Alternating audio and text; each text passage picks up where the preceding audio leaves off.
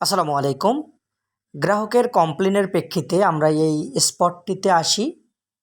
এটা একটি মৎস্য প্রজেক্ট।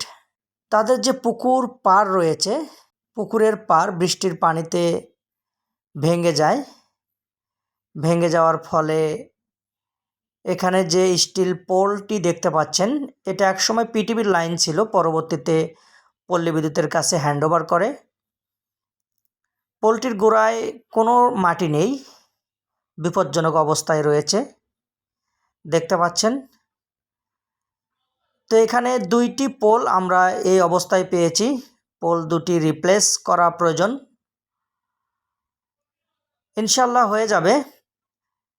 তো গ্রাহক সদস্যদের উদ্দেশ্যে এটাই বলার, আপনাদের বাড়ির আশেপাশে যদি এইরকম কোনো প্রবলেম ফেস করেন, তো অবশ্যই দ্রুত আপনার নিকটস্থ বা আপনার যে কমপ্লেন সেন্টার রয়েছে, আপনি যে কমপ্লেন সেন্টারের আওতায় গ্রাহক, অবশ্যই সেই কমপ্লেন সেন্টারে আপনার নাম, ঠিকানা, আপনার লোকেশন অনুযায়ী কমপ্লেন দাখিল করুন। কমপ্লেনের প্রেক্ষিতে আমরা স্পটটা তদন্ত করব, দেখব।